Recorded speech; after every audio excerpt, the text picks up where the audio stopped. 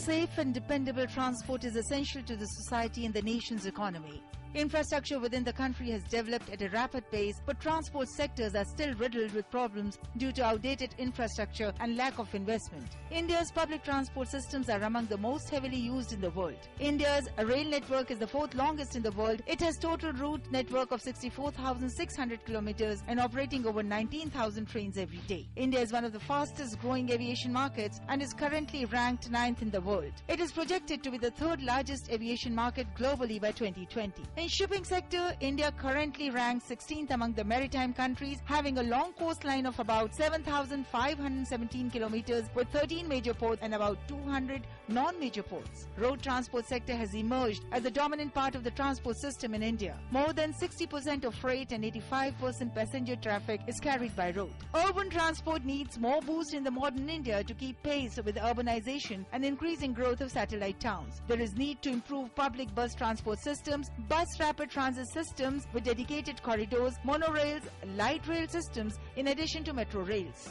In India, 5 different ministries are responsible for the crucial transport sector.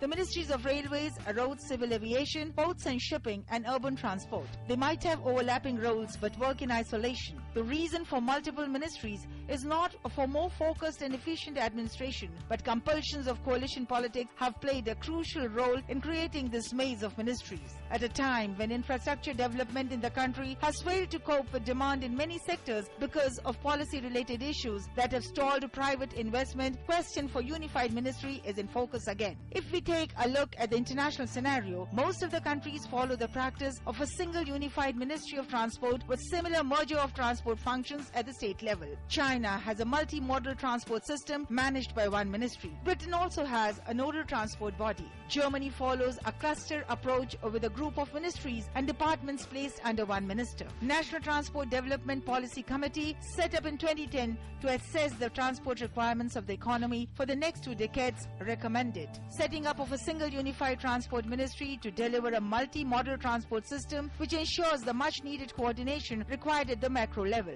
Setting up of a cabinet committee on transport under the chairmanship of the Prime Minister. Setting up of an office of transport strategy at the national level to design and coordinate transport strategy in association with the Planning Commission. Investment in transport infrastructure to be scaled up from 19 lakh crores in 12th 5-year plan to rupees 70 lakh crores by the end of 15th plan period in 2032. Those against this idea state that over the years, the scope of work of the ministries has increased tremendously and integrating them under one ministry may not be practical.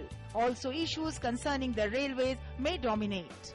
When Narendra Modi says minimum government, maximum governance, it is expected that he'll keep the cabinet size small. But what is to be seen is whether he implements the idea of a unified transport ministry to streamline the transport scenario of our country, especially when there are no coalition compulsions before this elected NDA government.